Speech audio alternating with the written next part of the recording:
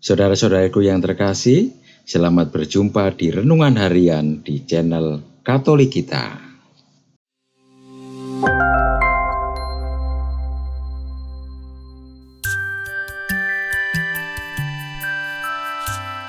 Hari ini, Senin 9 Januari 2023, Pesta Pembaptisan Tuhan.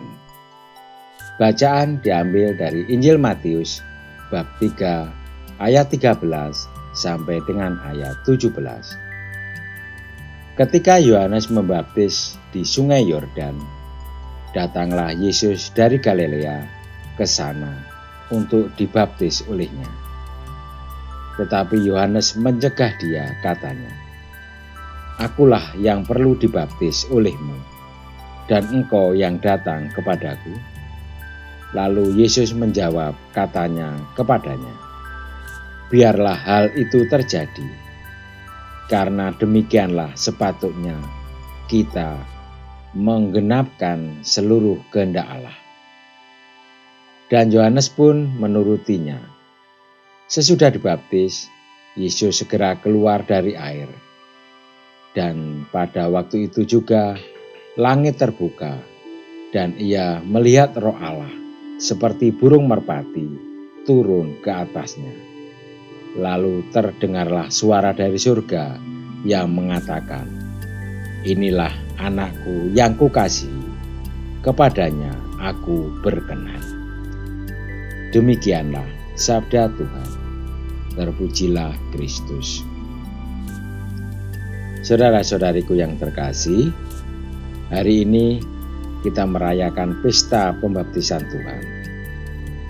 Dalam bacaan Injil, kita menemukan kata-kata indah ini. "Inilah anakku yang kukasihi, kepadanya aku berkenan." Pertanyaan yang dapat kita ajukan, apa yang membuat seseorang disebut sebagai anak yang dikasihi? Setidaknya ada beberapa hal yang dapat kita sebut sebagai alasan seseorang disebut sebagai yang dikasihi.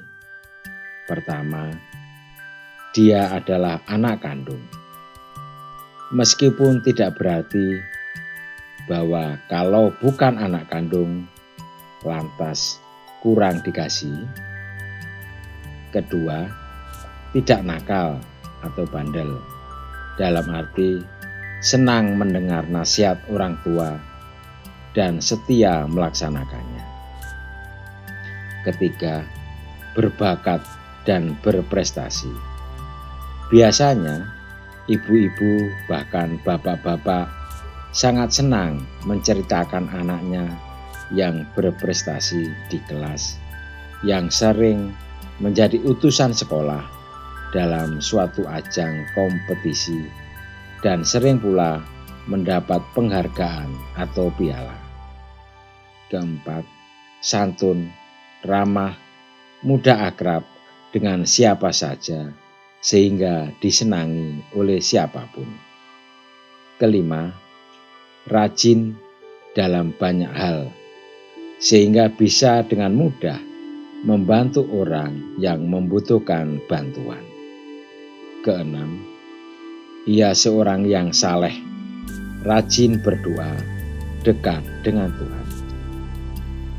Barangkali banyak hal yang dapat diurutkan sebagai alasan seseorang pantas disebut sebagai yang terkasih. Yesus Sang Putra Tunggal Bapa memiliki suatu kualitas positif itu, bahkan melebihi semua itu, karena ia datang untuk menggenapkan seluruh sabda Tuhan. Seperti yang ia tegaskan kepada Yohanes Pembaptis, biarlah hal itu terjadi, karena demikianlah sepatutnya kita menggenapkan seluruh kehendak Allah. Marilah kita berdoa. Ya Bapa yang Maha Kasih, jadikanlah kami anak-anak-Mu yang hidup dan bakti kami berkenan kepadamu. Saudara-saudariku yang terkasih, terima kasih atas kebersamaannya di dalam renungan harian ini. Kita akan berjumpa kembali di renungan harian berikutnya. Berkah dalam.